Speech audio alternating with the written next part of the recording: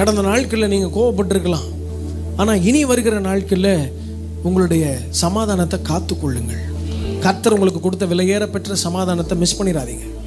உங்களை யார் ஹர்ட் பண்ண முடியும்னு நினைக்கிறீங்க? உங்களை கஷ்டப்படுத்த ஒருத்தரால் மாத்திரமே முடியும். யார் அது?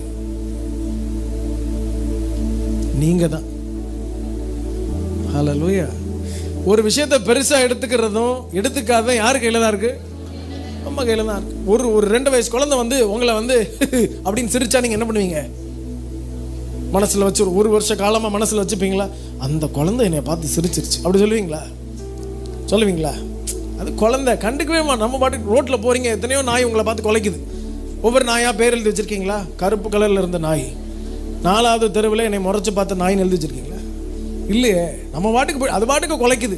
எத்தனையோ நாய் உங்களை துரத்தி இருக்கு. பைக்ல போகும்போது துரத்தி இருக்கா? நாய் எத்தனை பேர் பார்த்துருக்கீங்க? ஒரு சிலர்லாம் நாயை பார்க்காத மாதிரி